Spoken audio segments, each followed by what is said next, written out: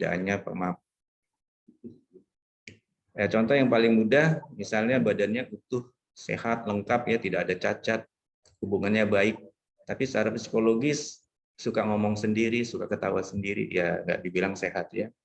Sebaiknya juga semuanya sehat, fisik baik dan sebagainya, tapi mengalami kondisi minder, tidak bisa bergaul, tidak bisa kumpul-kumpul, kalau kumpul-kumpul ketakutan, keteriakan, istilahnya fobi keramaian, dan lain-lain.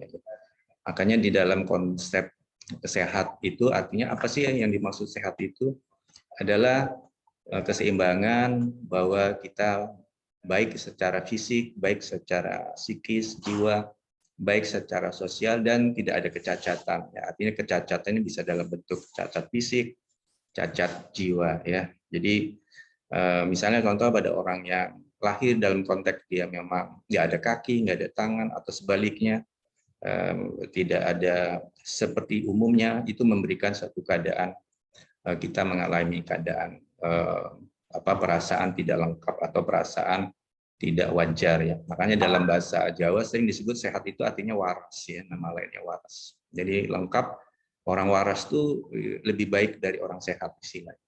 Nah, dalam konteks kesehatan dan pengertian yang kita pelajari baik di dalam bidang kedokteran, khususnya dalam pelayanan kesehatan yang kita lakukan seperti saat ini, lebih banyak menekankan pemeriksaan atau kesehatan fisik, ya. Kemudian pemeriksaan psikisnya kadang-kadang ditinggalkan.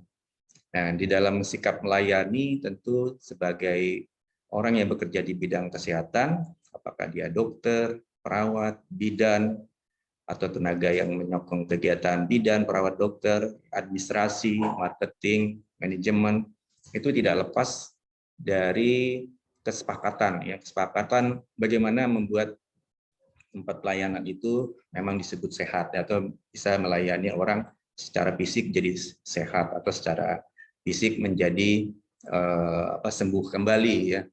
Tapi juga kadang-kadang lupa bahwa secara psikis ternyata orang juga butuh pelayanan, kepuasan, ya, bahwasannya orang perlu disambut atau disapa. Bagaimana sih dia waktu datang ke klinik jadi lebih sehat, ya, orang di sini ramah-ramah, ya, orang di sini ternyata membuat saya lebih senang dan lainnya, sehingga waktu dia datang pun jadi lebih baik. Termasuk sikap terhadap dokter, perawat, bidan, lain. Kalau dokternya ramah, perawatnya ramah, bidannya ramah, itu juga jadi obat untuk pasien yang datang ke kita, ya. Nah, sebenarnya kalau dari segi penyakit yang kita kenal, ada tiga poin pokok utama dalam kita mengatakan, oh saya ini keadaannya sakit, dok, misalnya. Contoh misalnya dalam konteks tiga utama yang besar adalah karena faktor makanan, ya. Faktor makanan yang sering kita asup. Biasanya apa itu? Karbohidrat, ya, zat arang istilahnya, atau lemak, ya, kolesterol, kemudian protein, ya. Jadi unsur tiga makanan utama ini sering menjadi masalah ketika apa yang kita makan jadi tidak dicerna atau tidak seimbang. Nah, dalam konsepnya ternyata sih sebenarnya tiga utama itu tidak selalu penyebab utamanya sebenarnya. Ada juga unsur lain, yaitu seperti vitamin, mineral, ya, dan air. Jadi ada unsur, kalau di konsep sehat di Indonesia adalah 4 sehat 5 sempurna. Nah, konsep 4 sehat 5 sempurna itu adalah suatu konsep yang dimulai atau ada di Indonesia. Di negara lain mungkin tidak begitu, yang begitu masing-masing negara memiliki konsep-konsep bagaimana agar kita sehat. Nah, saya akan sedikit bahas tentang kaitannya dengan penyakit-penyakit yang sebenarnya kalau dari segi 4 sehat 5 sempurna itu bukan suatu masalah besar, ya. Karena tadi ada unsur yang lain dari segi kesehatan yang sudah saya sebut-sebut, psikis, sosial, ya. Kemudian ada cacat atau tidak, ya. Nah, ini penting karena konsep sehat itu istilahnya harus menyeluruh, komprehensif. Kalau saya bahas tentang lemak misalnya, secara sederhana, ya jangan lemaknya tinggi karena memang tubuh kita tidak menganggap itu suatu masalah. Begitu juga sama dengan protein yang tinggi, itu juga berlebihan dalam darah kita, itu tidak baik. Juga sama dengan karbohidrat yang tinggi, juga tidak baik. Nah, bagaimana yang paling penting adalah kita boleh makan apa saja, bebas, tidak ada pantangan, tapi terkontrol, ya, atau dalam bahasa yang sederhana, seimbang.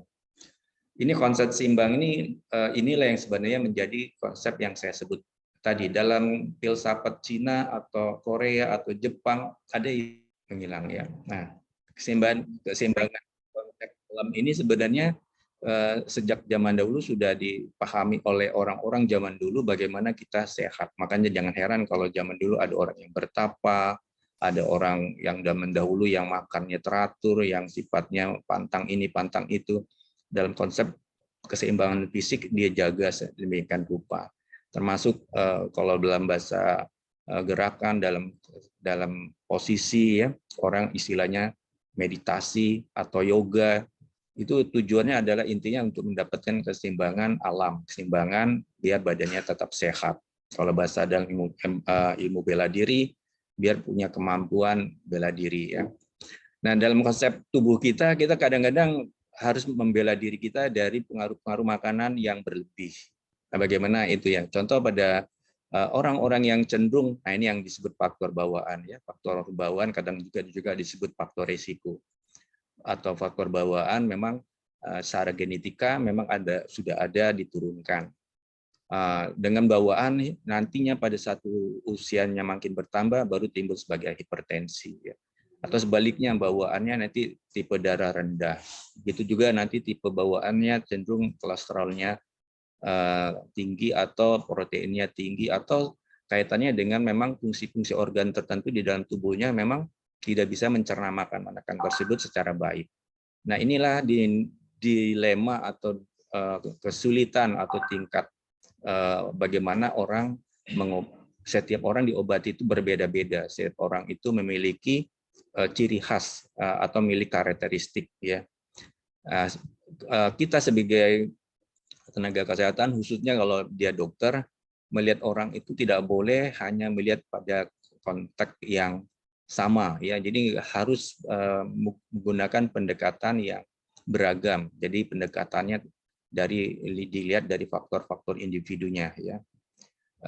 Ada orang yang disenyumin malah tersinggung, ya, kadang-kadang, ya. Ternyata memang dia anti senyum, ya. Ada juga orang yang biasanya disenyumin, kalau nggak disenyumin dia tersinggung. Ini berarti ada unsur di dalam badannya atau dirinya yang berbeda. Untuk itulah maka di dalam konsep pelayanan kadang-kadang kita harus melihat orang itu dengan penuh hati-hati, ya. Bagaimana mendekatinya, bagaimana kita juga menyampaikan informasi ketika berhubungan dengan masalah kesehatan. Saya balik lagi pada konsep penyakit yang dibawa. Misalnya pada hipertensi. Pada hipertensi kita lihat faktor apa yang mempengaruhi dalam hidupnya, ya.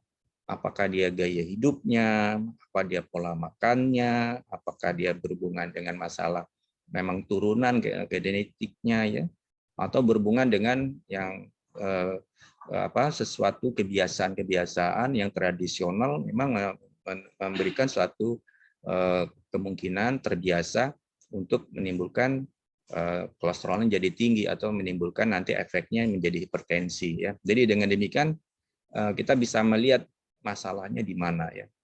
Jadi kalau misalnya gaya hidup mungkin kita usahakan dia misalnya dengan merubah pola makannya, kebiasaan yang suka makan yang kolesterol atau makan yang garam tinggi, ya.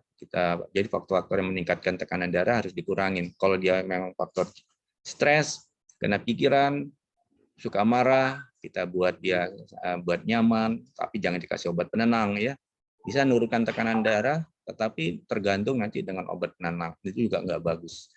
Nah, faktor-faktor yang kaitan dengan olahraga, karena dia jadi gemuk, ya, jadi pembuluh darahnya jadi lebih kaku, justru poin pendekatannya dia harus rutin melakukan olahraga yang membuat badannya jadi rileks. Contoh olahraga yang cocok apa misalnya, dia nggak boleh ngangkat besi, kalau dia mengangkat yang sifatnya stres, ya, berat, strong, yang sifat menekankan aliran darahnya lebih kencang atau lebih keras, Maka olahraga yang paling cocok misalnya dengan yoga, senam, ya, dan lain-lainnya.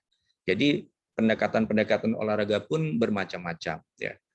Nah, itu kaitannya dengan hipertensi misalnya. Tapi kalau kaitannya dengan gula darah, itu kaitannya dengan bagaimana tubuh mengolah karbohidrat, mengolah energi agar dia efisien, ya. Jadi biasanya pada orang diabetes terjadi atau pada orang kencing manis terjadi karena gulanya memang di dalam darahnya tinggi tapi tidak efisien, tidak efektif.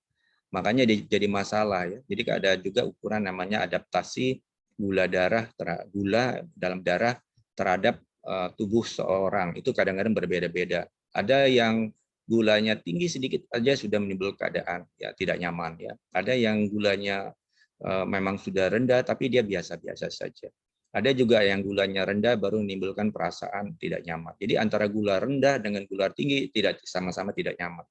Makanya dalam konsep kesehatan ada yang namanya batas ambang atau gula atau kondisi metabolisme yang nyaman untuk seseorang, ya. Jadi misalnya aja dia 200 sudah nyaman karena dia penderita diabetes. Tapi untuk orang yang baru diabetes 200 sudah menimbulkan kondisi dia pusing, lemes, ya. Dan kondisi membuat dia tambah lemah, ya. Nah, ada yang 300 baru terasa tidak nyaman atau merasa dirinya merasa seperti ada kelainan atau kurang sehat. Nah, makanya untuk pemeriksaan gula untuk mereka-mereka yang memang faktor risikonya tidak mudah dikontrol, istilahnya artinya orangnya tidak patuh, ya, tidak sulit untuk membuat dengan makan obat saja akan sulit atau dalam konteks makan dalam gaya hidup juga sulit, itu yang jadi masalah besar, ya. Apalagi kalau dia sudah terjadi komplikasi. Nah, tujuan dari semua pengobatan itu sebenarnya mencegah komplikasi, ya. Jadi hipertensi, mencegah akibat komplikasinya, jadi jantung besar, jadi pecah pembuluh darah. Gula juga sama, ya, akibat merusak aliran darah di ginjal, penyebab penyakit penyumbatan pada kaki sehingga timbul borok dan macam-macam, ya. Begitu juga semua kaitan dengan protein. Protein juga sama-sama kita butuh protein untuk membangun tubuh kita.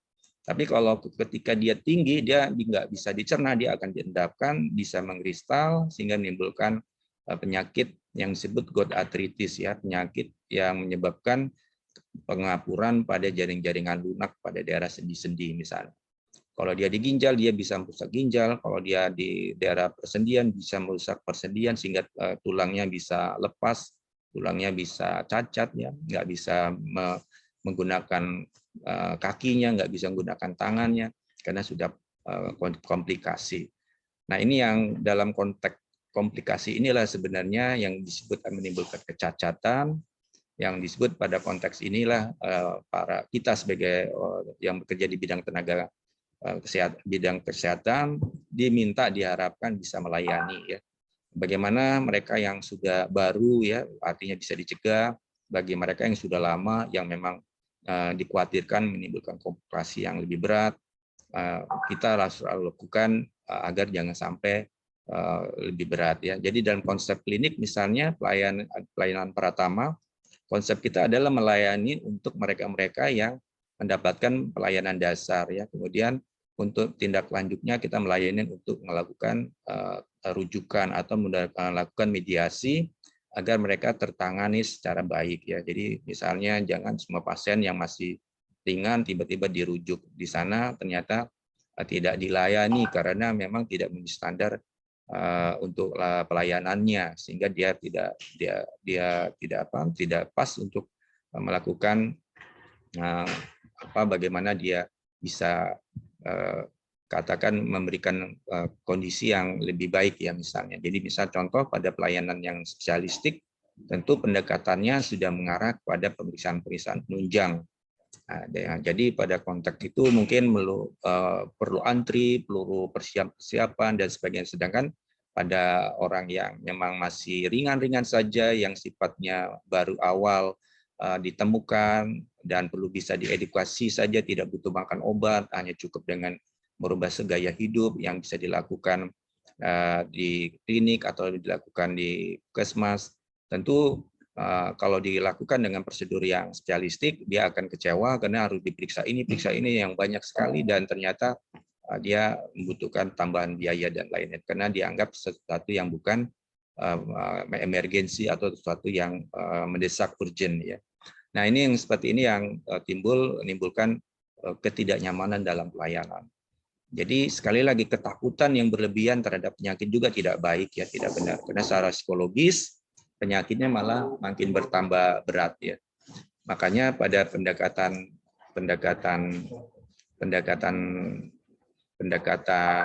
pengobatan atau pelayanan di dalam konteks manajemen terapi ya, istilahnya tata laksana terapi,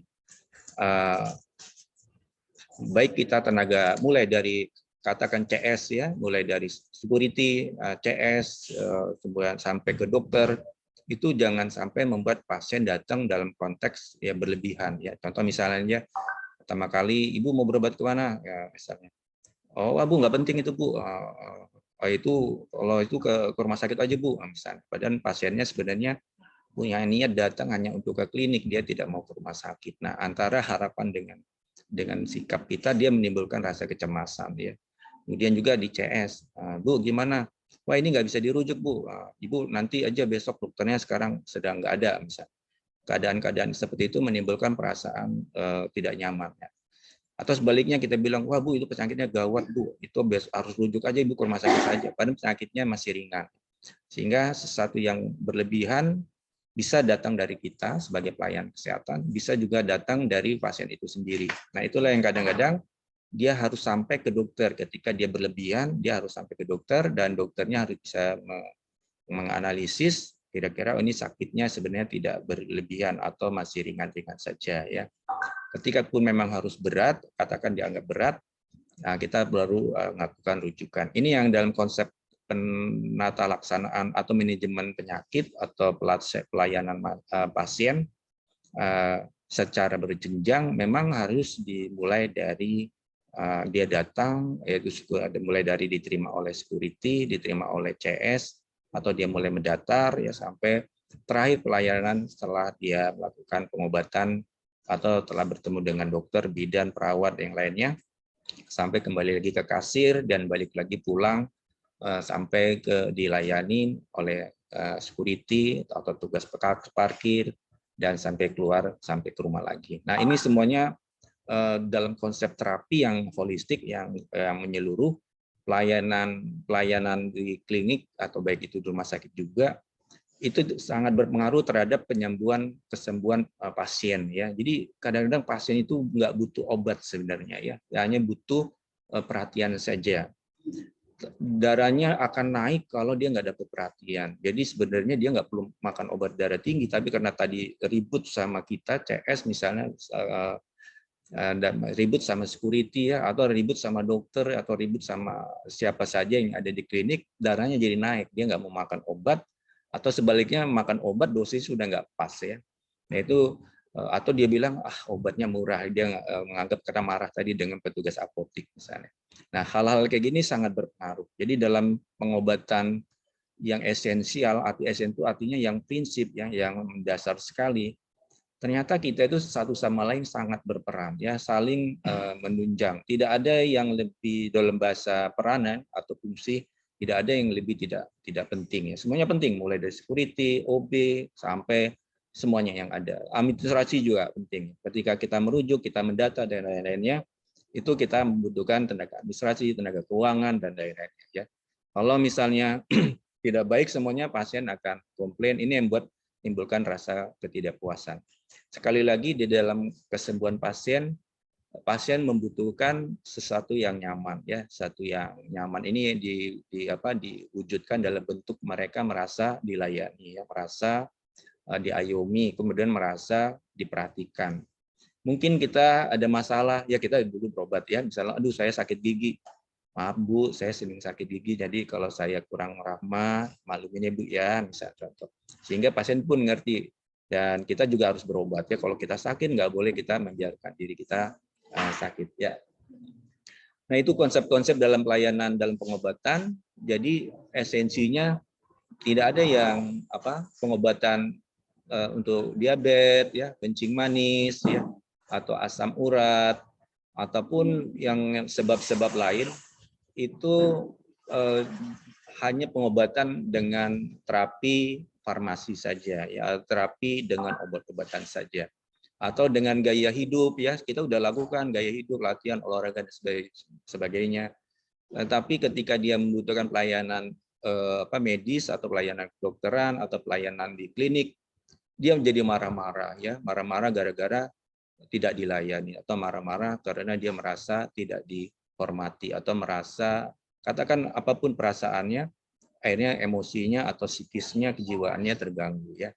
Nah, akibatnya terganggu dari fungsi-fungsi olahraga. Jadi di dalam konteks menyeluruh, ya, artinya kita sudah lakukan merubah gaya hidup, ya, dengan olahraga, dengan menurunkan makanan yang baik, katakan begitulah, dengan minum yang banyak, dengan makan obat yang teratur, ya, kemudian konsultasi ketika dia dalam konteks yang teratur, ya, atau kena penyakit kronisnya, prolanis, tetapi tiba-tiba gagal pengobatannya karena dia musuhan sama kita, ya. Jadi sekali lagi pasien bisa musuhan, ya, sama klinik, sama rumah sakit. Dia dongkol banget istilahnya, ya. Walaupun dia bilang, waduh, gimana lagi keluarga saya berobat di sini gitu, ya, tapi dia dongkol sendirian. Nah, itu akan berpengaruh kepada penyembuhan dia. Nah, yang begitu perlu kita sadari bahwa kita juga sebagai pelayan di sini juga untuk berusaha memperbaiki diri, ya.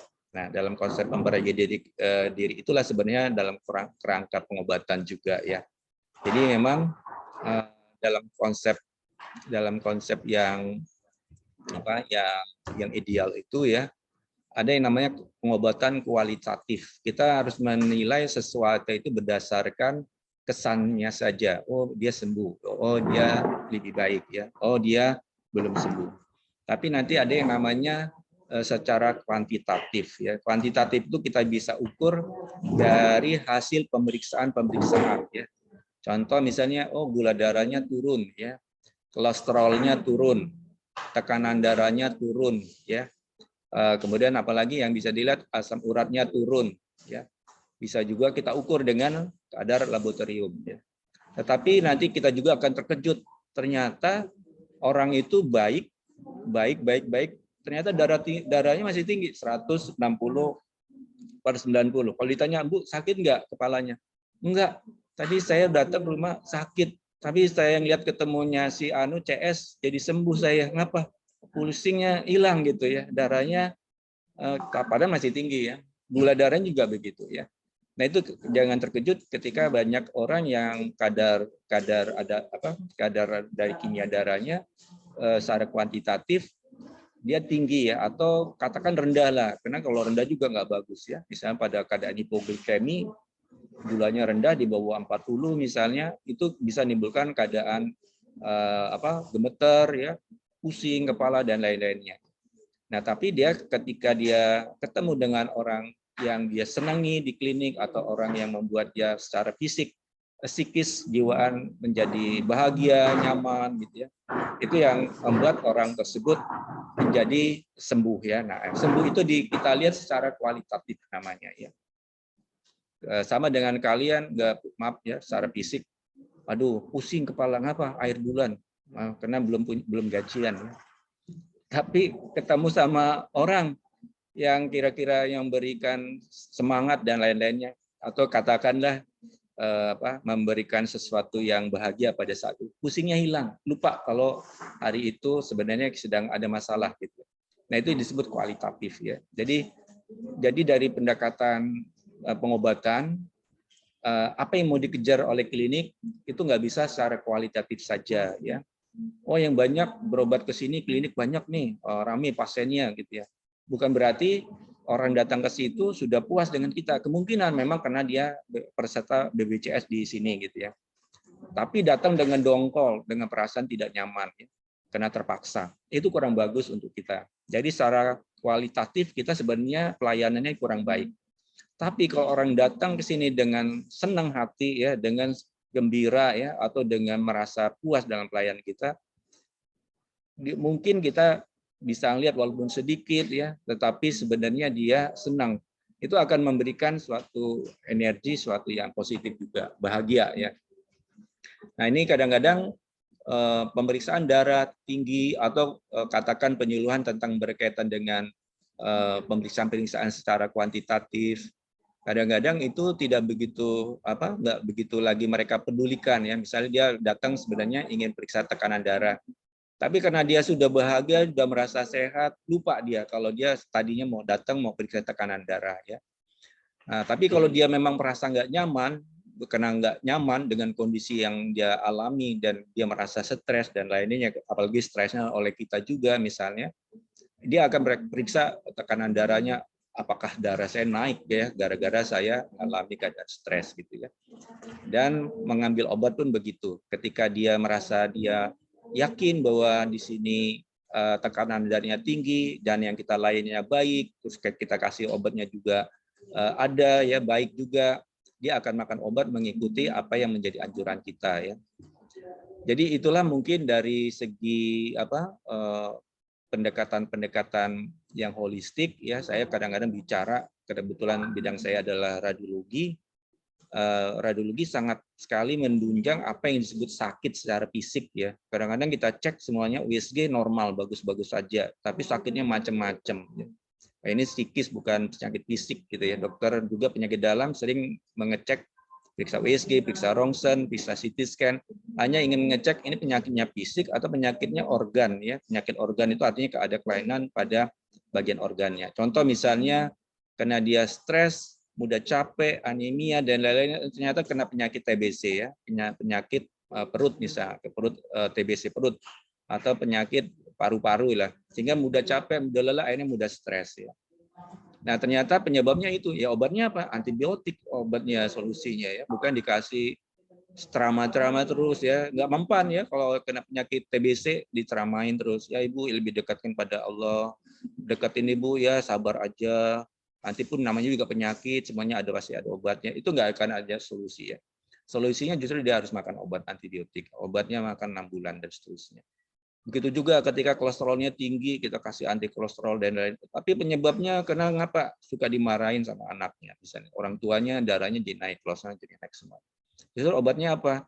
Ya anaknya minta maaf sama orang tuanya, memberikan perhatian pada orang tuanya. Nah, itu yang kadang-kadang dalam terapi, kunci dari terapi itu sendiri kita temukan, oh ibu ini nggak ada kelainan, bagus, normal semua. Ternyata ditanya-tanya penyebabnya karena ribut sama anaknya ya, orang tua sama anaknya, atau sebaliknya yang lainnya kaitannya dengan suami dan istrinya dan seterusnya.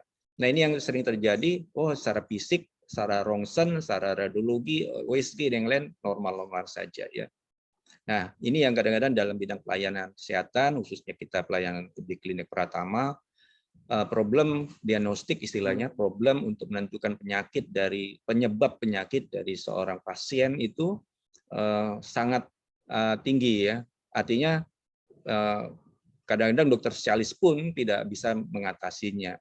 Makanya ketika kita bisa mengatasi hanya sebagian dari masalah yang dihadapi pasien, katakan begitu di klinik, karena kita memang bukan pelayanan spesialistik, tapi sudah memberikan perbaikan, sudah merasakan jadi sembuh, menjadi lebih baik ya daripada sebelumnya di rumah, itu sudah suatu terapi ya. Maka di dalam kedokteran tuh atau di dalam bidang pelayanan kesehatan ada yang namanya disebut sembuh secara kualitatif, sembuh secara kuantitatif. Nah, kuantitatif dalam pengertian tadi contoh misalnya kalau dia penyakit infeksi, obatnya adalah antibiotik misalnya. Contoh TBC.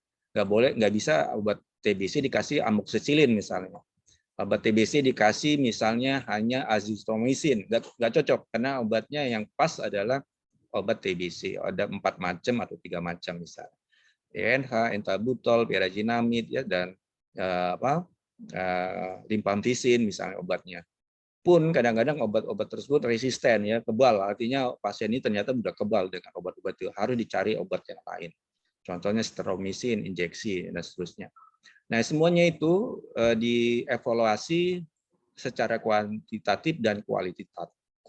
Kualitatif tadi hanya melihat dampaknya saja, enak atau tidak, ya. Kemudian dilihat secara kimianya atau secara hematologinya, dia sembuh atau tidak, kira-kira gitu ya. Nah, jadi secara radiologi bisa dilihat rongsen, foto paru-parunya banyak plek-plek, banyak suatu cairan katakan itu setelah dirongsen kembali dia hilang ya. Secara fisik mungkin juga dirasakan, oh ya saya sudah merasa nyaman dok ya, saya sudah mulai sembuh. Nah ini udah mulai drop ya baterainya. Nah mungkin poinnya seperti itu. Jadi mungkin dari kita semua di sini itu apa yang saya sampaikan adalah faktor-faktor apa saja yang bisa menimbulkan tekanan darah naik dan lain-lainnya. Mungkin itu hanya variabel-variabel, istilahnya faktor-faktor yang mempengaruhi ya. Tapi esensinya sebenarnya lebih utamanya terkait dengan gaya hidup ya, gaya hidup, lifestyle ya. Gaya hidup ini penting karena memang sangat dipengaruhi dalam konteks sekarang, sangat mempengaruhi tubuh kita. Jadi ada dua poin yang penting dalam pendekatan pemahaman tentang tubuh kita.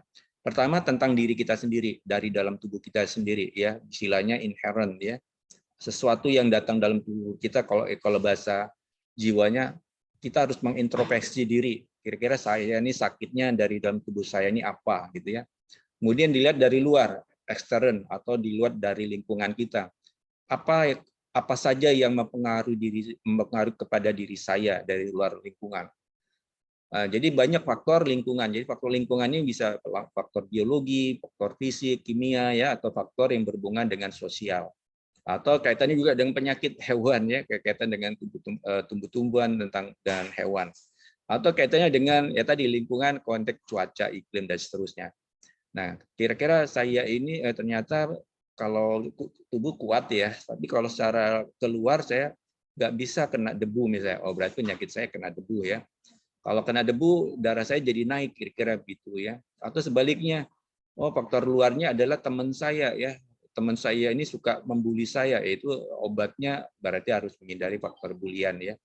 Nah, kaitannya dengan lingkungan, oh mungkin kaitannya dengan hubungan kita, interaksi kita dengan orang lain. Semuanya itu dalam konsep harus bisa kita kenali ya, atau kalau bahasa pengobatan, tidak semua pengobatan itu dilakukan oleh dokter atau oleh bidan atau oleh yang lainnya ya. Makanya kita harus melihat di mana unsur pengobatan itu yang terjadi pada seorang pasien, apakah dalam dirinya, apakah faktor di luar dirinya ya. Itu pendekatan yang holistik. Jadi kadang-kadang pasien ini percaya banget dengan herbal ya. Ya udah itu selama dia memberikan perbaikan ya diberikan ya obat herbal. Tapi ada poinnya ya secara kuantitatif bahwa ada juga titik-titik di mana obat tersebut tidak memberikan respon apa-apa. Nah itu harus diberitahu juga. Jadi dalam bahasa pemikirannya alternatif namanya pilihannya Bu. Obat ini untuk herbal bisa memperbaiki keadaannya ya, bisa mengurangi sakit dan lain-lain. Tapi ini obat perlu butuh antibiotik yang memang sudah teruji ya. Nah, ini yang kita bilang berdasarkan penelitian uji statistik atau uji eksperimental ya kaitan dengan pengobatan ya. Jadi dengan demikian pasien merasakan bahwa pengobatan kita itu memang pengobatan yang lengkap ya, pengobatan yang benar-benar tidak sekedar kasih obat aja kira-kira begitu ya. Kalaupun ada hanya disaran-saranin saja, tapi tanpa memberikan jalan keluar ya. Ini yang saya katakan dalam pengobatan secara menyeluruh, yang paling penting dalam sikap adalah untuk kita yang ada di klinik khususnya dalam pelayanan, bagaimana kalau kita melayani orang lain tidak baik dan kita terjadi pada diri kita. Misalnya contoh seperti itu. Kalau saya suka bilang kalau saya dokter, ketika saya sakit, gimana kalau saya nggak melayani tidak baik, tiba-tiba teman sejawat saya atau dokter yang lain tidak melayani saya dengan baik, seperti saya juga sama tidak baiknya dengan orang lain ya, kira-kira begitu ya. Pasti kita akan kecewa ya. Begitu juga kalau yang datang ke klinik itu adalah misalnya saudara saya, apakah akan saya layanin sama dengan orang lain yang dilayani tidak baik? Tentu kita akan kecewa. Makanya di dalam konsep pelayanan, jadikanlah diri kita seolah-olah itu yang dilayani itu adalah orang tua kita, ibu kita, adik kita, kakak kita, atau saudara kita ya, sehingga kita punya sikap yang baik ya. Begitu juga kalau dia seusia, katakan dia misalnya anggap aja itu seperti suami atau istri atau anak dan seterusnya. Sehingga kita akan mengkoreksi diri, wah saya nggak boleh melayani dengan cara semaunya saya gitu ya, tapi saya harus melayaninya seolah-olah menjadikan Kalau dalam kedokteran sering disebut di dalam sumpah dokter ya, atau Hippocrates, dikatakan kamu harus menjadikan temanmu adalah sejawatmu ya, layani menolong seperti saudaramu.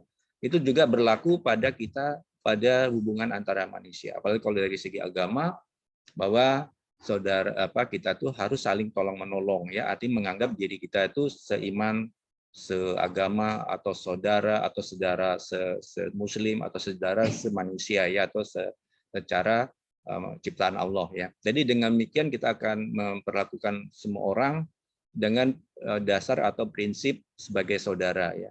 Karena mengapa kalau kita menganggap orang lain sebagai musuh, tentu kita tidak akan melayani dengan cara yang baik.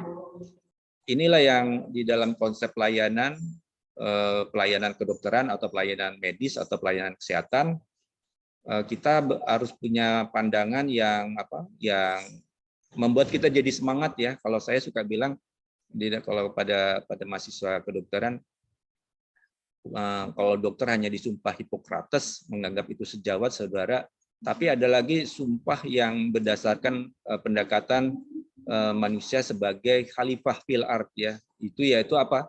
Harus menjadi rahmatan alamin. Rahmatan alamin itu artinya kita harus menjadi rahmat, harus berkasih sayang, atau menjadi sesuatu yang yang memberikan kesenangan, katakan gitu, kepada seluruh alam ya. Alam ini artinya adalah makhluk hidup ya, makhluk yang mati juga sama. Makhluk hidup dalam pengertian ini adalah ciptaan Allah, juga makhluk mati adalah ciptaan Allah juga. Sehingga dalam konsep rahmatan alamin itu tidak membedakan apakah dia saudara muslim atau dia saudara bukan muslim. Itu melebihi dari sumpah Hippocrates atau sumpah kedokteran ya. Jadi nilainya sangat tinggi sekali ya, lebih universal. Jadi kalau bahasa hewan, kita pun harus menyayangi hewan. Kalau dalam bahasa batu atau bukit ataupun apa yang ada di struktur alam ini, kita juga harus menyayangi, jangan merusak alam. Itu yang disebut rahmatan alamin. Jadi dengan demikian pengobatan dalam konsep layanan, konsep rahmatan alamin itu menjadi ibadah. Semua apa yang kita lakukan dalam konsep rahmatan alamin itu adalah ibadah kita kepada Allah Subhanahu wa taala. Itu mempunyai nilai pahala. Makanya jangan heran kalau seandainya kita lakukan dengan semangat rahmatan alamin sebagai khalifah, kita tidak akan merasa kecewa ya, nggak akan merasa kecewa, kita nggak merasa kecil hati ketika apa yang kita lakukan itu tidak berbuah sesuai dengan apa yang kita inginkan ya, tapi kita sudah melakukannya dengan kerangka ibadah ya. Ini yang saya selalu katakan kepada dokter, khususnya para mahasiswa juga, bahwa kamu tidak harus berpegangan pada sumpah Hippocrates ya, tapi ada lagi sumpah yang lebih luas, yaitu adalah sumpah sebagai khalifah fil ard dan punya misi yaitu menjadi rahmatan alamin ya. Jadi dengan prinsip rahmatan alamin kita jadi semangat untuk melakukan berbuat pada siapa saja. Kadang-kadang kita bilang kalau nyamuk tidak gigit kita nggak boleh membunuh nyamuk ya. Tapi kalau kita bilang nyamuk sudah gigit kita, terus kita bilang pergi, dia nggak mau pergi, berarti dia memang minta dibunuh ya. Sama dalam konsep Islam, kalau kita tidak pernah memerangi suatu kaum, tapi kita akan berperang kalau kita diperangi. Itu dalam Al-Quran sudah disebutkan. Jadi saking rahmannya, saking sayangnya, bahwa seorang Muslim itu berpegang teguh pada konsep-konsep yang sangat manusiawi sekali ya. Jadi kalau tidak diperangi, dia tidak akan memerangi ya. Dan sebaliknya kalau diperangi tidak boleh membiarkan dirinya dizolimi atau mendiamkan saja. Ini makanya dalam konsep kisos juga sama, di mana orang membunuh akan mendapat bayaran dibunuh ya. Tapi kalau orangnya kita diampunin, itu akan lebih baik kamu mengampuninya. Itu yang dalam konsep Al-Quran disebutkan, bahwa Islam dalam konsep rahmatan alamin itu sangat indah sekali ya. Jadi kalau bahasa konsep agama, kalau kamu ditampar pipi kiri, kamu berikan pipi kanan. Itu jauh lebih dalam lagi dalam konsep Islam. Karena konsepnya bukan hanya pipi, tapi seluruhnya. Kayak kalau kita orang yang dibunuh pun diampunin oleh Islam kalau dia mau mengampuni. Tapi kalau dia nggak mau mengampunin pun tidak masalah, karena memang itu ada hukumnya.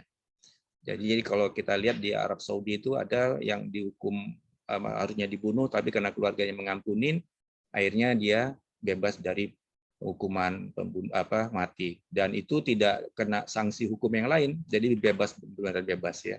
Kalau di Indonesia mungkin hukumannya 20 tahun, seumur hidup dan lain-lainnya ya, tapi tidak ada hukum kisos ya.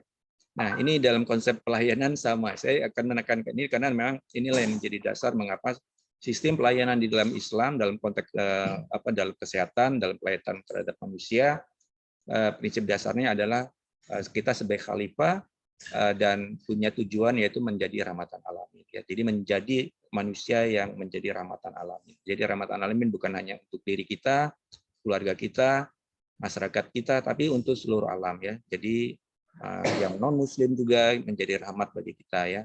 Dan bagi alam tumbuh-tumbuhan, makhluk yang lain ya, ternak dan lainnya. Mengapa ternak harus disembelih dengan pisau yang tajam? Mengapa semua hewan yang disembelih harus membaca dengan nama Allah Bismillah ya? Itu karena konsep rahmatan alamin ya. Jadi semuanya itu karena kita mendapat mandat sebagai khalifah. Jadi setelah kita mendapat khalifah, kita diberi diberi tugas menjadi rahmat. Makanya ketika hewan dibunuh pun dengan baca Bismillah ya, dengan baca Bismillah dengan tujuan untuk manusia. Jadi sekali lagi mengapa kita baca Bismillah setiap tindakan kita? Karena kita jadi khalifah, kita harus menjadi rahmatan alamin. Karena sembuhnya karena Allah ya, karena baiknya karena Allah. Dan baik mungkin dalam konsep tugas, dalam pelayanan, namanya penyakit hipertensi, kencing manis, apapun namanya, jadi tidak berarti ya ketika kita sudah kembali dalam pelayanan yang holistik. Jadi orang penyakit hipertensi kita bilang, Bu, ini penyakit ini sebenarnya masih ringan, Bu ya, karena bisa diobati dengan mudah.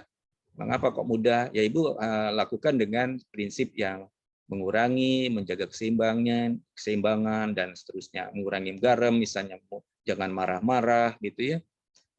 Kemudian makan obat yang diperlukan bila teratur, makan obat kalau memang sudah baik, dijaga yang lainnya. Jadi sembuhnya bukan karena obat, tapi sembuhnya karena tadi keseimbangan yang ada di dalam diri ibu, ada juga yang di luar ibu. Ya kira-kira gitu satu contohnya ya. Sehingga kita mungkin apotek kita obatnya tetap utuh ya, karena memang jarang ngasih obat karena sembuh belum pada waktunya, sebelum waktunya, kata orang seperti itu ya. Sembuh sebelum waktunya, artinya sebelum dikasih obat maksudnya. Nah, jadi kalau sembuhnya karena kita, karena senyum kita, alhamdulillah mungkin orang yang dirujuk ke rumah sakit pun makin sedikit. Jadi itulah mungkin harapan kita di dalam konsep pengobatan, rujukan pun kita sedikit ya.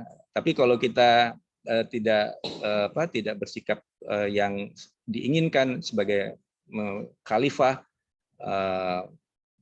menjadi rahmatan alamin, tentu ini jadi masalah. Pertanyaan mungkin khalifah itu apa sih? Ya, tadi ya khalifah itu karena manusia yang memimpin dunia ini ya, memimpin makhluk-makhluk lain. Bayangkan kalau seandainya harimau atau singa menjadi khalifah, kita dipimpin oleh presiden singa, misalnya presiden harimau, tentu kita dimakan duluan ya sebelum kita menjadi khalifah ya. Makanya kita bersyukur mengapa bukan alien, makhluk angkasa luar yang menjadi pemimpin di dunia ini atau pemimpin bumi ini. Makanya itu yang kita sadarin bahwasannya kok manusia ya, kok enggak lain, kok bukan monyet ya, kok bukan gorila ya yang jadi khalifah. Nah, jadi itulah yang disebut khalifah karena memang ada yang menciptakan kita dan memberi mandat kita sebagai pemimpinnya ya, memimpin makhluk-makhluk lain. Dan merusak alam pun kita yang merusak alam. Dan yang membuat kita perang, saling bunuh-membunuh pun kita manusia ya, seperti Rusia dan Ukraina misalnya ya. Tapi yang membuat kita damai pun juga sama, kita juga manusia. Jadi sini adalah disebut memerlukan suatu prinsip dalam konsep Islam bagaimana kita membuat dunia ini damai ya, tapi kalau diajak berperang karena kita diperangi, kita akan berperang ya. Jadi kayak tentara Chechnya membantu Rusia karena kaitannya dengan keyakinan ya. Hal-hal kayak gini bisa terjadi karena politik namanya. Jadi dalam konteks politik tentu kita harus melihat bahwa manusia kita Muslim tetap menjadi rahmatan alam. Artinya kita ingin damai, kalau bisa jangan terjadi perang ya. Mungkin itu saja dari saya, agak sedikit menyimpang, tapi itu sebenarnya ingin saya tekankan dari segi konsep bahwa pengobatan itu hanya bagian terkecil dari apa yang kita lakukan di klinik, tapi pengobatan yang esensialnya adalah kita semuanya mulai dari security, pelayanan ya, dalam sistem pelayanan sebagai bentuk pengobatan juga ya. Manajemen juga sama. Jadi kalau kalian belum dikasih bayar gaji, tentu kasihan stres semua ya, nggak ada semangat bekerja dan lain-lainnya. Nah, kira-kira semuanya saling membutuhkan. Jadi bagian keuangan, administrasi yang menghitung-hitung tagihan dan lain-lainnya sangat dibutuhkan untuk mendapatkan suatu pelayanan yang baik. Baik, terima kasih dari saya, itu saja. Mungkin kalau ada pertanyaan boleh ditanyakan ya.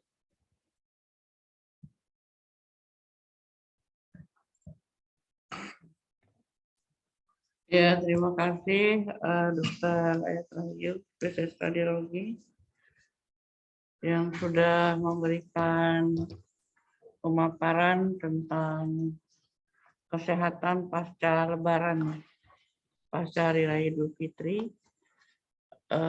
bagaimana kita memanage kesehatan kita masing-masing, sehingga jadi sehat, jasmani, rohani, sehingga bisa bekerja dengan baik. Mungkin ada yang mau bertanya, silakan 5 menit. Halo? Ada yang mau bertanya?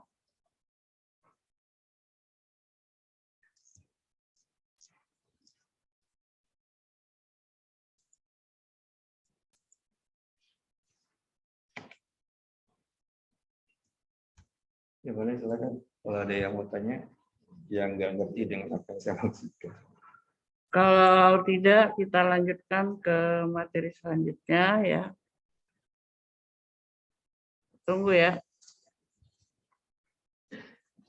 Ini kita rekam ya, jadi kalau ada yang bertanya nanti hasil rekaman akan kita tayangkan di 3 klinik dan akan kami putar di masing-masing TV. Jadi nanti TV itu isinya webinar, kemudian edukasi-edukasi yang lain, beberapa materi nanti itu. Nanti mungkin tim marketing yang akan men-setting dengan tim IT kita. Ini webinar ini kita akan lakukan setiap minggu ya. Insya Allah nanti akan memberikan pencerahan bagi kita semua dengan berbagai materi yang akan kita sampaikan.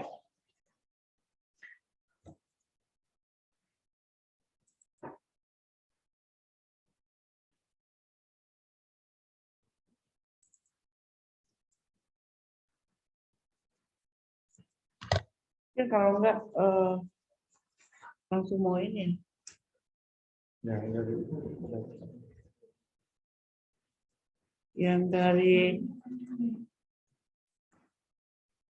dari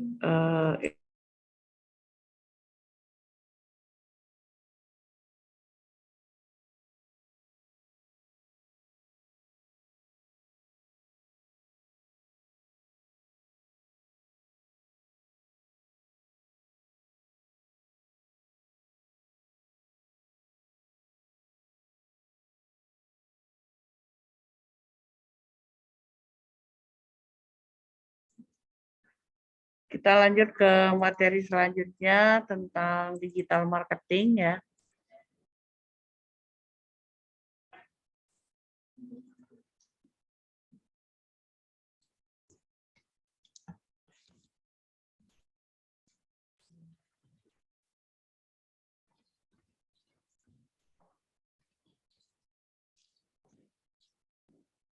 Bisa melihat.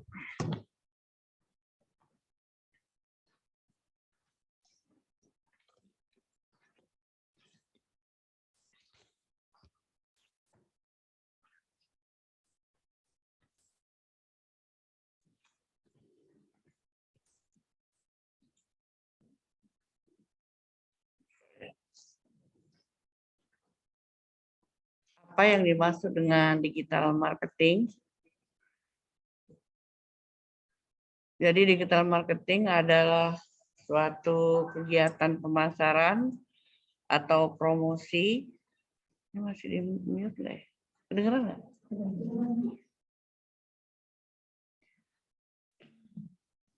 Digital marketing adalah satu kegiatan pemasaran atau promosi sebuah brand atau merek atau produk dengan menggunakan media digital atau internet. Nah, ini yang dimaksud dengan digital marketing. Kadang-kadang kita, apa sih digital marketing? Nah, ini definisi secara teori. Tujuan digital marketing adalah untuk menarik konsumen dan calon konsumen secara cepat. Jadi kita langsung share, hitungannya detik, langsung bisa dibaca dengan konsumen atau masyarakat.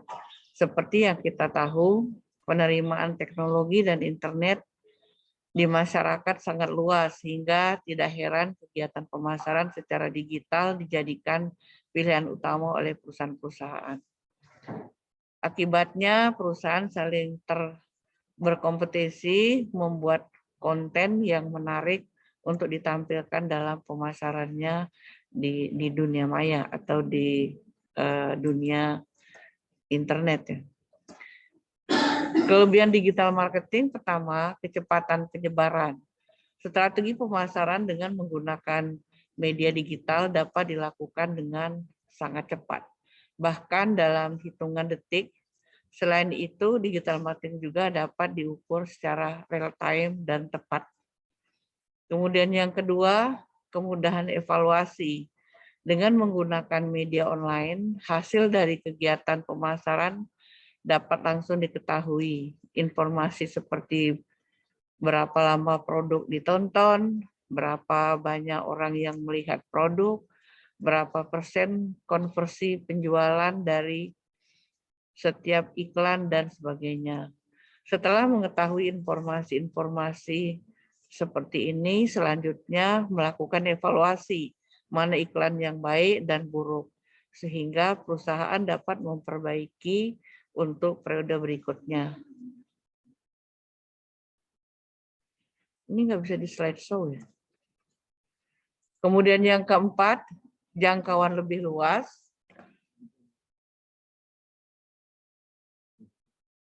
Kelebihan berikut yaitu jangkauan geografis dari digital marketing yang luas.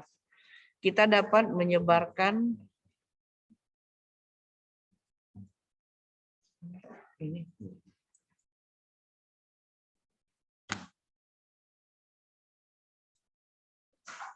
Ya. Kita dapat menyebarkan brand atau produk ke seluruh dunia hanya dengan beberapa langkah mudah dengan memanfaatkan internet. Jadi bisa langsung dunia ya. Makanya hati-hati. Internet harus yang bagus-bagus ditayangkan. Kalau bagus ya orang seluruh dunia tahu kalau kita bagus. Dan sebaliknya. Kemudian murah dan efektif. Dibandingkan dengan pemasaran tradisional, tentu saja digital marketing jauh lebih murah dan efektif. Biaya anggaran yang hemat bisa mencapai 40%.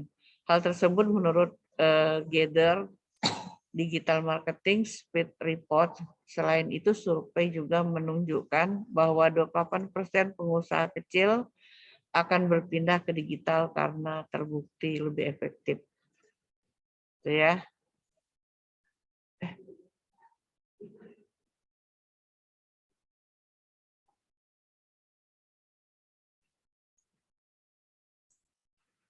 Kemudian yang keenam, membangun nama brand. Brand itu merek ya.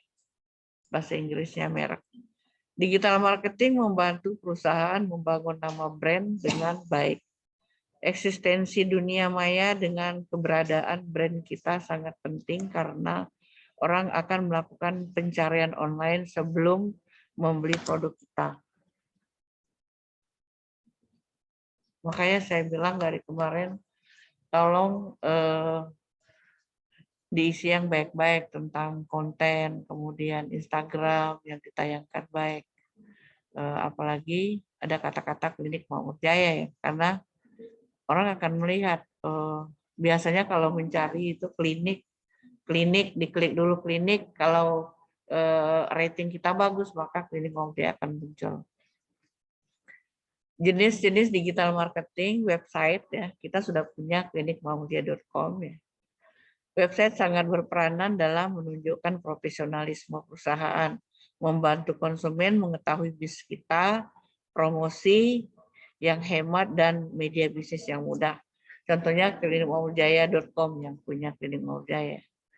Kemudian search engine marketing ini adalah upaya untuk membuat website perusahaan mudah ditemukan dalam sistem mesin pencari, search engine marketing, terbagi atas search engine optimization atau SEO dan search engine marketing atau SEM. SEO dilakukan sendiri dengan waktu yang lebih lama dan murah, sedangkan SEM berbayar tetapi lebih cepat.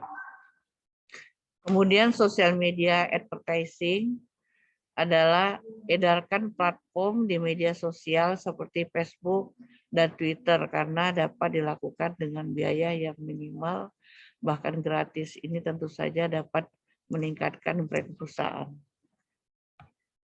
Lalu jenis digital marketing, online advertising, yang keempat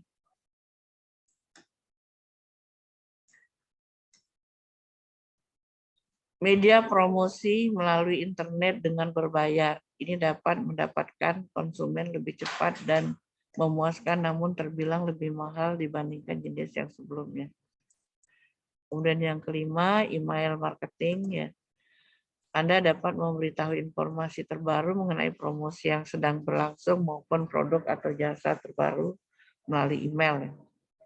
Kemudian video marketing, dengan cara ini dapat langsung menjelaskan tentang bisnis kita, menjelaskan produk dan cara menggunakannya, serta menampilkan testimonial pelanggan. Ini saya kira semua udah pada bikin video ya, udah pada paham. Cuman ini teori-teorinya. Cara memulai digital marketing. Pertama, siapkan alat yang digunakan untuk melakukan pemasarannya, seperti website, akun media sosial, identitas brand dan produk, unggahan blog, jejak online. Kemudian yang kedua, lalu siapkan konten yang menarik perhatian dan shareable. Konten dapat berupa foto, video, tuliskan, atau yang lainnya. Ketiga, kita dapat memulai mengunggah dan selanjutnya evaluasi setiap unggahan di setiap sosial media yang dimiliki. Nanti dievaluasi ya tim marketing. Unggahan mana yang Klinik Muhammadiyah yang tidak direspon gitu. Kemudian unggahan mana yang responnya paling banyak, nanti tugas tim marketing ini evaluasi terhadap marketing online Klinik Muhammadiyah. Kemudian strategi digital marketing, otomatisasi pemasaran. Otomatisasi pemasaran merupakan teknik otomatisasi tugas-tugas secara berulang. Tugas-tugas seperti alur pekerjaan, susunan unggahan konten, serta laporan kampanye atau promosi ya. Otomatisasi ini dapat dilakukan di kanal digital seperti email dan media sosial. Lalu pay per click. Ini atau PPC adalah cara untuk mengarahkan traffic ke situs Anda dengan bayaran setiap kliknya. Contohnya Google AdWords. Anda bayar lalu mendapatkan slot teratas di setiap pencarian di Google dan dikenakan biaya setiap kliknya. Selain itu, ada juga Facebook Ad dan pesan sponsor LinkedIn. Mungkin dicari ini AdWords nih, ya.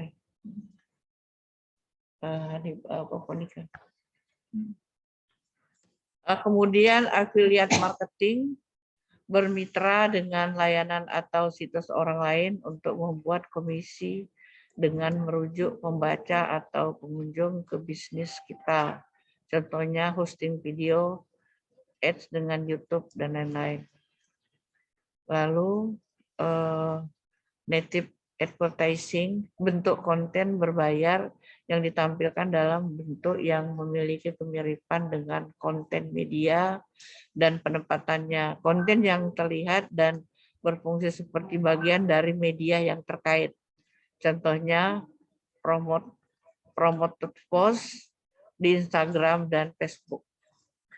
Sosial media marketing mempromosikan brand dan konten di media sosial seperti Facebook, WhatsApp, Twitter, Facebook, Messenger.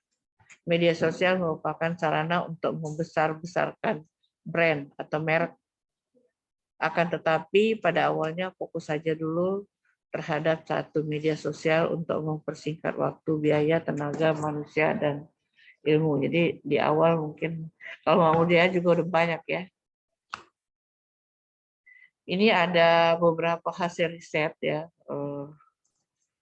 hasil riset jurnal yang mengatakan bahwa digital marketing itu penting. Contohnya dari hasil penelitian Nur Fadilah Mokhtar pada International Journal of Business and Social Science ya, yang berjudul Internet Marketing Adoption by Small Business Enterprise di Malaysia. Dia mengatakan bahwa internet membantu mempromosikan produk dan layanan kita, benar ya. Jadi dengan adanya internet sangat membantu kita untuk mempromosikan produk kita, misalnya Klinik Maujaya, pelayanannya apa saja,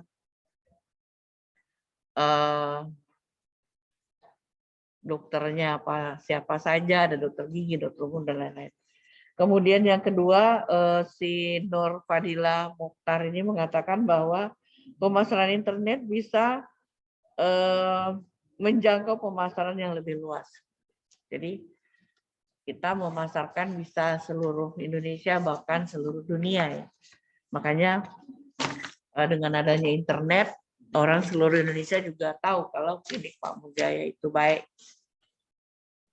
Lalu yang ketiga, menurut Nur Fadilah juga pada Internet Marketing Adoption by Small Business Enterprise di Malaysia mengatakan bahwa dengan adanya internet mengurangi biaya pemasaran. Artinya kita nggak usah pergi ke Malaysia gitu untuk mempromosikan Klinik Pak Mujaya, nggak usah harus ke Bengkulu, nggak usah harus ke Bandung, Jawa, atau seluruh Indonesia. Kita cukup kirim internet teman-teman atau kirim WA teman-teman kita yang ada di seluruh Indonesia. Ada grup, ada di grup-grup. Nanti tolong seluruh karyawan juga mempromosikan Klinik Pak Mujaya di kontak handphone masing-masing ya. Lalu materi selanjutnya tadi apa? MGO ya.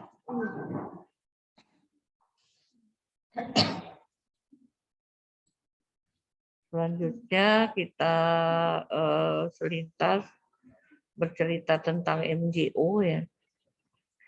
Saya tidak tahu apakah semua karyawan sudah paham Makmur Jaya online ya, yang kita sudah promosikan, sudah woro-woro. Mudah-mudahan semua sudah paham Makmur Jaya online.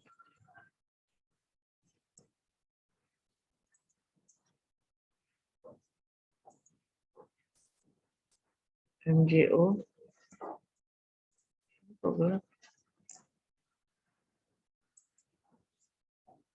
Itu yang kok di mana, seru banget tuh. Ini muncul. Makmur Jaya online. MGO atau Makmur Jaya online, saya kira semua karyawan harus tahu ya. Karena orang sudah mendapatkan uang triliunan dari marketing online, kita belum ya. Udah ada belum yang belanja pakai MGO? Duit. Udah berapa Wi pemasukan oleh MGO? Kemarin saya baca platform ada yang sudah untung 14 triliun. Kita udah berapa triliun, Wi? Itu sejahtera semua nanti. Kita semua ya, semua karyawan. Insya Allah, maksud saya, mari kita promosikan gitu. Dengan dengan promosi nanti kita baru mendapatkan hasilnya gitu ya. Jadi tolong semua karyawan supaya ikut serta mempromosikan ini supaya kita maju bersama, senang bersama, mendapat fee bareng semuanya. Nah, ini kita cerita-cerita dulu nih, MJO Makmur Jaya Online, layanan kesehatan mudah, praktis, dan efisien. Ini kita baca-baca lagi lah. Cari Makmur Jaya Online di Play Store ya. Jadi tolong nanti kalau yang sudah punya atau yang sudah download di Play Store, nanti ini video nanti saya videokan untuk mengajarin orang. Tolong cari Makmur Jaya Online di Play Store. Klik Play Store ya. Kemudian download dan tunggu hingga selesai. Nah, ini dia akan muncul di HP masing-masing Makmur Jaya Online dalam kurung MJO. Klik buka ya. Klik buka, lalu isi data berikut. Registrasi, klik daftar di sini. Ya. Daftar di sini, ini klik ini ya. Yang belum daftar silakan daftar.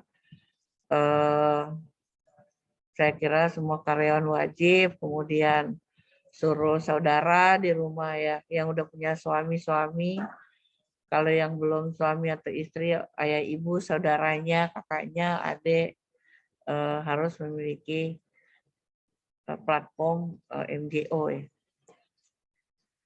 Kemudian isi data-datanya, nama, password email kita apa, lalu berikutnya tanggal lahir ya, tinggi badan, berat badan ya, kemudian nomor telepon ya, email. Kalau nggak punya email, minta bikinin nama tim IT di kantor ya. Gampang kok bikin email. Lalu kemudian sudah dapat bertransaksi pelayanan kesehatan di MJO. Nah, ini kita udah punya beberapa promosi ya, nanti tolong sebarkan ke semua kontak yang ada di HP kalian, tolong share sekarang ya MJO. Karena ini ada promosi nih bulan ini ya, minggu-minggu ini untuk suntik vitamin C yang kemarin 250.000 jadi 100.000, tapi pesannya melalui MJO. Kemudian tolong disebarkan ke teman, tetangga, semua kontak yang ada di handphone kalian sekarang ya, tolong ya. Lalu hand sanitizer yang 100 ml yang harga jualnya 15 ribuan, apabila memesan melalui MJO harganya hanya 7.500. Nah, ini nanti kasih tahu teman-temannya ya. Mau langsung ambil di klinik boleh, di kantor boleh. Tapi kita tidak mengantar ya. Kecuali kalau karyawan mau ngantar ke temennya atau ke keluarganya boleh. Silakan hand sanitizer-nya bagus gitu ya, standar nasional yang kita buat karena dapat rekomendasi dari Balai POM untuk atau komposisi yang kita pakai lah rekomendasi Balai POM. Nah, lalu silakan untuk bertransaksi di sini ya. Nanti kalau tidak paham nanti bisa dipelajari dengan tim IT kita. Fitur pelayanannya seperti ini ya. Ada chat dengan dokter, jadi kalau ada teman atau saudara yang mau konsultasi dengan dokter, cukup chatting atau WA-an, tidak harus datang ke klinik. Kemudian pelayanan apotek juga seperti itu, tes lab, home care ya. Jadi kalau tes lab ya silakan kalau mau minta datang ke rumah atau ke kantor atau datang langsung ke klinik. Lalu ini chat dengan dokternya, nanti dokternya akan mengarahkan atau komunikasi. Lalu pelayanan laboratorium ini ya, cek asam urat, kolesterol, gula darah,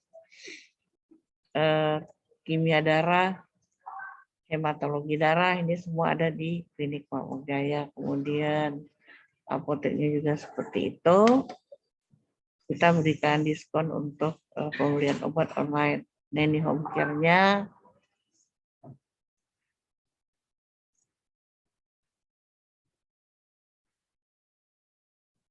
Yuk install dan nikmati pelayanan prima dari Makmur Jaya online. Jadi ini pendaftarannya ya, tinggal diklik https://bit.ly/KMJ app.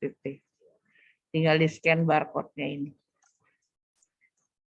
Nah, itu saja yang bisa saya sampaikan sehubungan dengan Makmur Jaya Online, MJO. Ini sudah kita tayangkan beberapa bulan yang lalu dan siap untuk dipakai atau digunakan oleh semua masyarakat, baik luar maupun dalam negeri ya. Jadi kita bisa juga melayani pembelian dari luar negeri, tapi transport tanggung sendiri ya. Itu saja dari saya. Alhamdulillah kita sudah edukasi atau belajar hari ini dan mudah-mudahan menjadi amal jariah kita semua. Amin. Billahi taufiq wal hidayah. Assalamualaikum warahmatullahi wabarakatuh. Silakan kalau ada yang mau bertanya, diskusi tentang MGO, kemudian marketing ya. Jadi kita punya divisi marketing sekarang yang nanti akan dikoordinir oleh Mbak Monika. Monika Sarjana Agribiswin. Nanti ada timnya banyak, ada beberapa tim yang akan mensupport. Nanti ada tim IT, kita juga bisa marketing ya selalu jalan dengan IT. Halo. Ya. Nggak bisa, nggak jadi.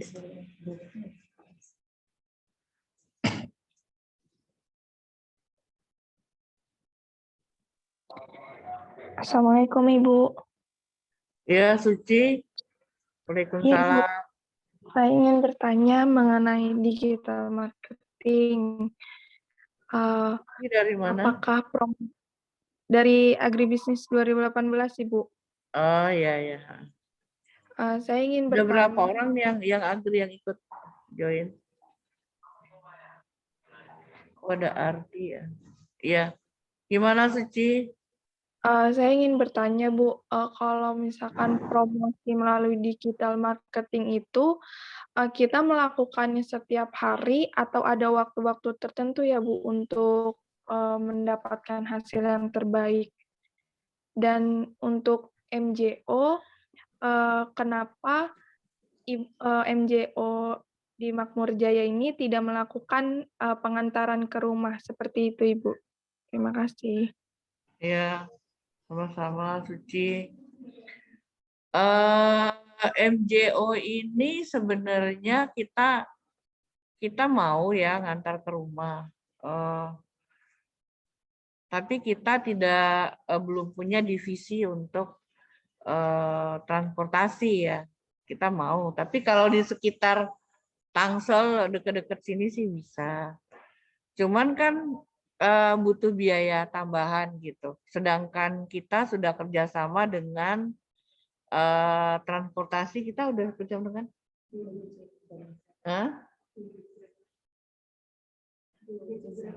Gojek dan Grab ya. udah ada di platformnya itu Gojek dan Grab, Suci. Jadi kita juga menghargai perusahaan-perusahaan di sekitar gitu. Jadi kita udah ada Gojek, Grab yang kerjasama sama kita. Nanti mungkin ke depannya kita juga akan kerjasama dengan transportasi yang lain. Gitu, Suci. Baik, Ibu. Ya, gimana? Aldi agribisnis juga ya? Ya, gimana, Suci? Kalau yang tadi Bu, yang promosi dalam digital marketing itu sebaiknya dilakukan setiap hari atau pada Oh waktu iya. tertentu saja, Bu? Iya. Kalau pengalaman kami memang, apalagi di lingkungan Jabodetabek orangnya sangat sibuk ya, sangat sibuk, dan kadang-kadang memang kalau misalnya kita lakukan sebaiknya mau setiap hari tayangkan gitu kan, setiap hari dan setiap saat ya ditayangkan. Karena apa? Pengalaman kami kemarin dari teman-teman kita sendiri ya, teman saya dosen-dosen UIN, "Well, Pak, aku ini dong pesan cek COVID nih," dia bilang. Jadi begitu kita tayangkan, oh iya baru ingat gitu kan. Baru ingat, oh Bu Pak, aku pesan cek COVID ya, ada berapa, 70 orang gitu kan. Karena begitu dia nyari, kita barusan nayangkan gitu. Nah, jadi begitu dia ingat nyari, dia butuh gitu, oh iya saya harus cek COVID nih, unit saya, gitu. Kata fakultas saya, oh ternyata Klinik Makmur Jaya online terus gitu kan. Nah, Instagram, Facebook, kemudian websitenya, kemudian WhatsApp-nya online terus gitu. Nah, ini sebaiknya ya setiap saat kita tayangkan kan.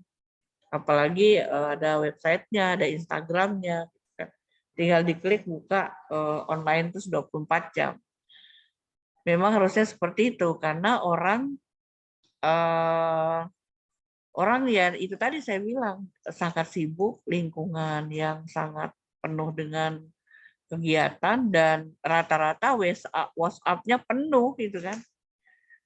Kalau misalnya WhatsApp lama kita nggak WA, mereka juga udah lupa.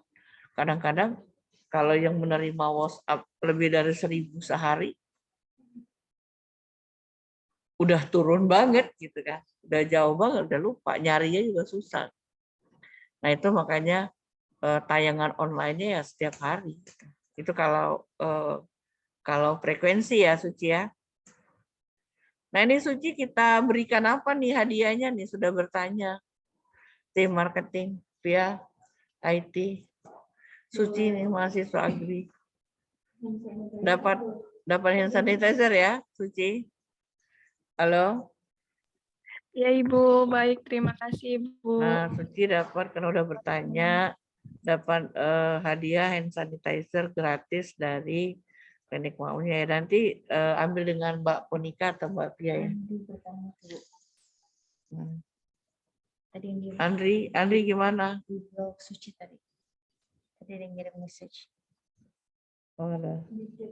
Chatting ya. Nah, kita lihat chatting. Andri izin bertanya, Bu, fungsi MJO itu bisa berlaku penggunaan BPJS atau umum? Nah, gimana nih?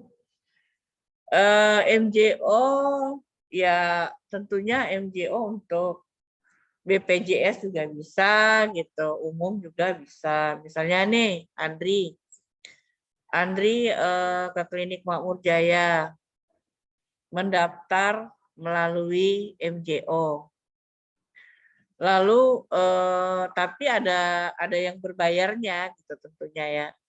Misalnya kamu demam batuk pilek ke Klinik Makmur Jaya, datang bawa kartu BPJS boleh, tapi udah kena cas ya kalau di MJO ya via ya. Udah kena cas transport mungkin ya. Tapi kalau misalnya mau datang ke klinik, kalau bisa soalnya di MJO kayak cuma buat jadwal doang itu pembayaran tiap pasien. Ah? Kalau misalnya mau berobat biasa nggak mengecat, jadi bayarnya sesuai dengan pengobatan. Oh, jadi kalau daftar aja nggak kena cas, Andri. Tapi datang ke klinik ya, artinya nggak kena transport, nggak kena cas. Kalau datang ke klinik, tapi kalau konsultasi dengan dokter ada kena cas 25.000. Jadi murah ya. Misalnya kamu sakit, Andri dari rumah diskusi dengan dokter, kemudian oh ternyata dari dokternya menyatakan kamu demam tinggi gitu, kamu harus minum paracetamol gitu. Atau ditambah antibiotik amoxicillin misalnya, nanti obatnya dikirim, Andri transfer, obatnya dikirim. Tapi kalau datang ke klinik dan ada kartu BPJS ya gratis ya. Itu ya Andri ya. Kemudian Assalamualaikum, mohon pendapatnya Dokter Ayat bila seorang, ini dari Erwin ya, bila seorang hanya percaya pada pengobatan non medis untuk penanganan suatu penyakit, misalnya DM, padahal cara pengobatan tersebut tidak berhasil mengatasi penyakitnya. Apakah ini termasuk perilaku yang salah? Apakah seseorang tersebut termasuk kufur nikmat? Terima kasih. Nah ini tanya sama Dokter Ayat nih, jawab dulu. Coba ini kufur nikmat. Silakan. Erwin ya. Erwin, mana Erwin? Ini Erwin dari mana ya? Agribisnis saya Erwin ya. Oh, Erwin dari Agribisnis ya. Halo. Jawab Ya. dulu. Ya baik ya, saya jawab ya. Kebetulan saya juga punya pengalaman penyakit-penyakit non medis ya. Jadi kalau kaitan dengan penyakit-penyakit non medis ya maksudnya apa ya? Penyakit kena disantet apa ya? Atau diguna-gunain orang? Atau kena penyakit katakan dibuat jin ya? Ada, memang ada itu penyakit kayak gitu ya. Jadi penyakitnya tapi kaitan dengan diabetes. Diabetes itu ada artinya non medis. Dari segi apa? Dari segi mengapa darah itu naik, itu kena ada faktor-faktor kerusakan pada sistem jaringan yang mengolah gula. Tapi akibat dampak dari penyakit non medisnya bisa naikkan gula, kira-kira begitu ya. Dan kaitan dengan pengobatan non medis, katakan pengobatan jin gitu kan, pengobatan tabibnya jin. Nah itu saya kira nggak ada, dia harus mampu mengasih obat yang punya efek terhadap penurunan gula darah tersebut. Nah itu yang kadang-kadang sulit untuk bisa diterima. Artinya secara psikologis bisa aja sih orang-orang yang tertentu kena faktor-faktor penyakitnya memang penyakit non medis sehingga dia jadi tenang ya, jadi lebih tidak terganggu katakan gitulah secara non medisnya. Contoh misalnya orang dibuat stres kena non medisnya, dibuat sakit parah kena penyakit yang lainnya, kemudian diobatin dengan cara sama-sama dengan pengobatan non medis. Penyakit jin diobatin dengan tabib jin, istilahnya jin dilawan dengan jin. Nah, itu bisa hilang memang, yang tadinya santetnya ada jadi hilang, santetnya lepas.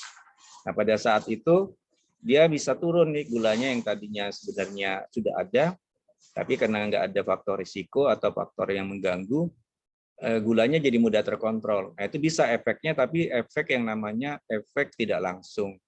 Tetapi dia nanti tetap aja masih membutuhkan obat-obatan yang bisa menurunkan gula tersebut. Seandainya gula tersebut katakan memang sudah memang tinggi ya, artinya begini, kadang-kadang dia ada yang namanya gangguan toleransi gula darah. Jadi kalau gulanya kadang tinggi, kadang normal, kadang tinggi, tapi dia belum sebagai penderita diabetes.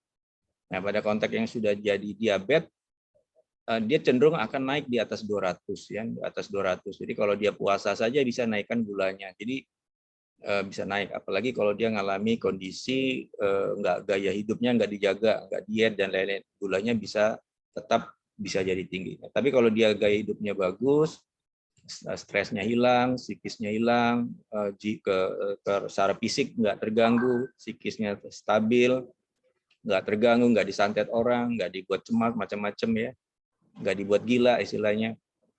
Dia akan bisa stabil dengan tanpa obat, tapi dengan merubah pola hidup, gaya hidup, olahraga teratur, sehingga gulanya, apa yang dimakannya, gulanya tetap stabil, tidak naik, artinya terkontrol. Itu mungkin yang disebut pengobatan tanpa obat, tapi sebenarnya itu obat juga, karena obat non medis tadi dilakukan dengan baik. Makanya dalam konteks kufur nikmat, tergantung dari segi sudut pandangnya ya, persepsinya. Apakah dia tetap bersyukur karena dia tahu bahwa itu penyakitnya penyakit non medis ya, karena dia misalnya tahu ada penyakit jin, karena makanya kita wajib mengimanin adanya jin ya. Kalau nggak mengimani adanya makhluk gaib, justru kita jadi penyakit justru. Tapi karena kita mengimanin, kalau saya selalu pakai pendekatan khalifah. Jadi jin itu adalah harus tunduk pada manusia, harus tunduk pada kita sebagai khalifah, sebagai pimpinan. Jadi nggak boleh kita tunduk sama jin.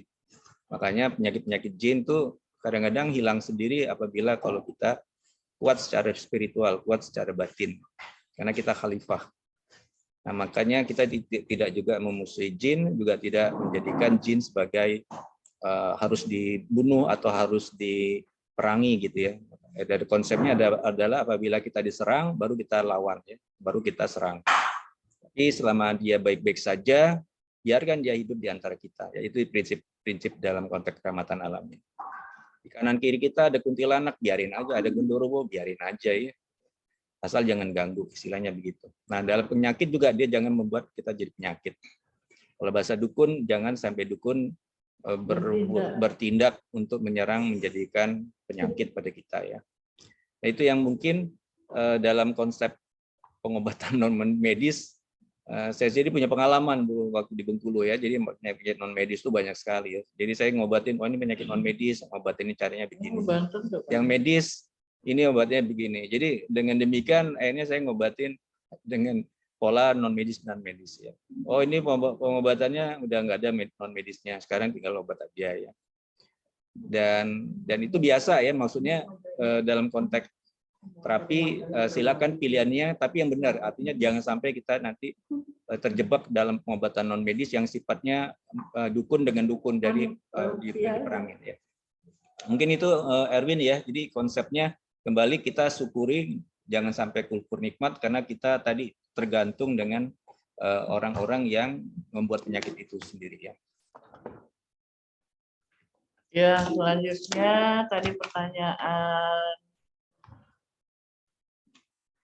yang keempat Bu, sama izin bertanya, bila mana ada pasien klinik makmur membutuhkan ambulan, bisa nggak melalui MGO telepon ke klinik makmur, dan apa untuk pasien klinik makmur atau umum? Oh ini boleh ya, jadi ambulan boleh dipakai untuk siapa saja, boleh pesan melalui MGO, boleh langsung hubungi klinik atau telepon tim yang ada di MGO, silakan. Jadi siapa saja boleh ya, Ardi. Asal bergantian, mungkin kalau lagi dipakai oleh klinik setelah selesai silakan pakai. Gitu. Jadi nggak ada pengecualian, siapapun, semua masyarakat boleh memanfaatkan jasa ambulan klinik Makmur Jaya. Itu ya, Ardi. Selanjutnya ini yang bertanya nanti dapat hadiah ya. Dapat hadiah hand sanitizer dari klinik Makmur Jaya. Hah? Ya udah nggak apa-apa. Ya terima kasih Dokter Hayat karena harus ke rumah sakit Twin. Karena Dokter Hayat juga sebagai kepala poliradiologi Rumah Sakit UIN Jakarta. Terima kasih ya. Terima kasih ya. Jadi selanjutnya diskusi sama saya. Gimana? Hah? Kamu kesini nih? Ini biasa.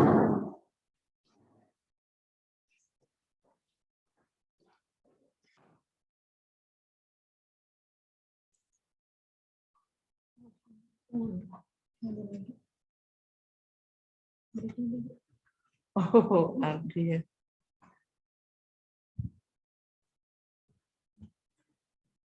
Ya, Puspita gimana? Puspita Anggraini ini perawat ya? Halo Puspita. Oh, baru connecting. Miss, mana Miss? Itu dia udah WA di grup webinar, Ibu masuk nggak? Di grup webinar.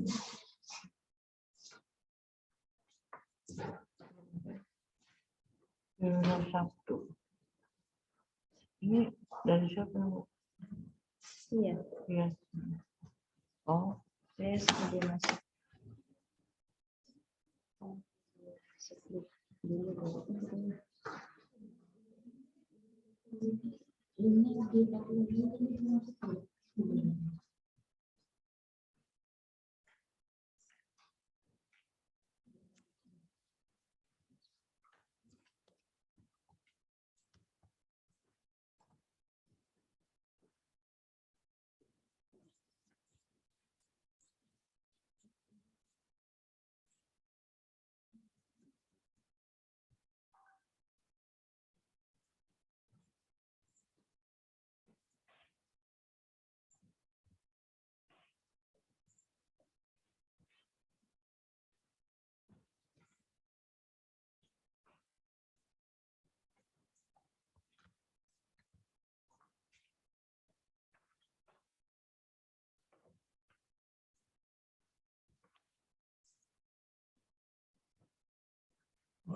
Dokter Erwin. Halo Dokter Erwin. Halo Dok. Assalamualaikum Bu Eva. Salam Dok. Gimana kemarin? Ada Alhamdulillah. Alhamdulillah. Mudik Terima kasih ya gimana? Bu Sukses kerjasamanya. mudiknya? Ya Dok. Tapi kemarin saya tanyain karyawan, aku bilang ada nggak yang dari UIN berobat? Belum kebaca sih, belum ke data. Gitu. Kata Bu Maria, insya Allah nggak ada Bu katanya Bu. Nggak ada ya? Nggak ada. Ya Allah. Alhamdulillah. Alhamdulillah. Makasih Sehat bantuannya semua, Bu.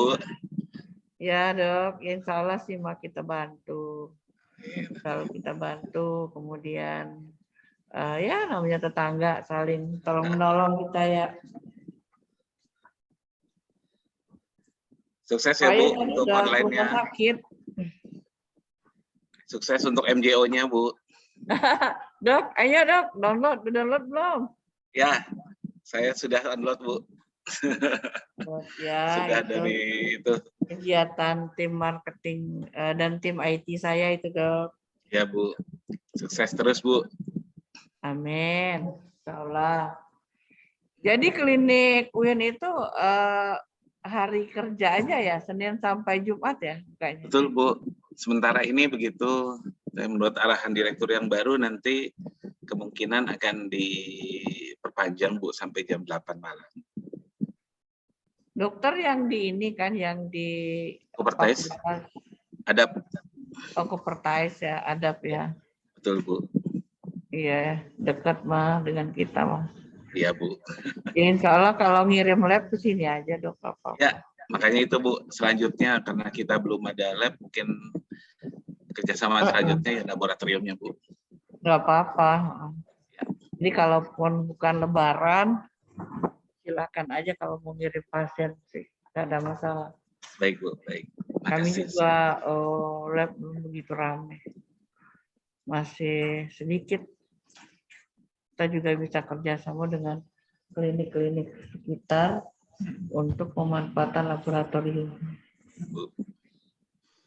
Ini kita mau setiap Sabtu insya Allah Dok dari jam 10 sampai jam 12 kita akan lakukan webinar. Oh gitu Bu.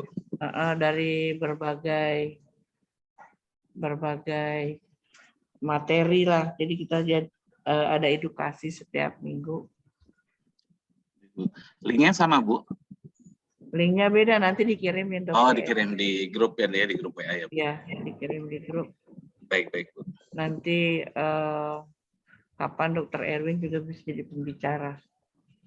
Insya Allah Bu, boleh.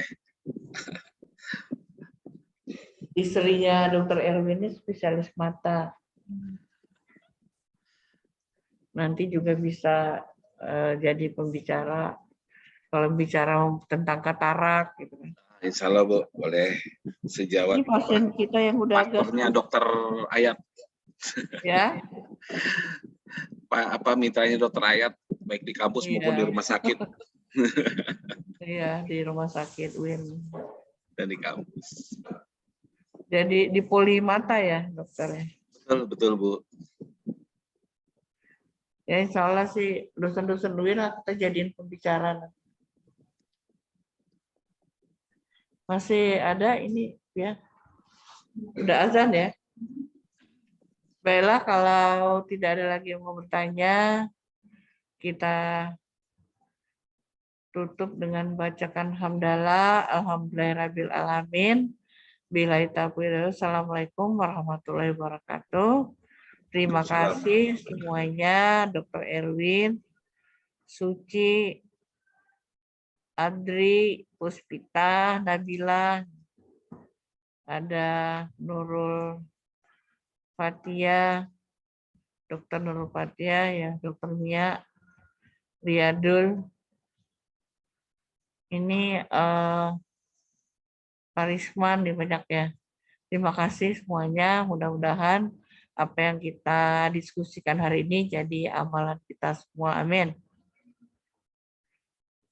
Tain ya. Live ya dok. Baik Bu, Assalamualaikum. Waalaikumsalam warahmatullahi wabarakatuh.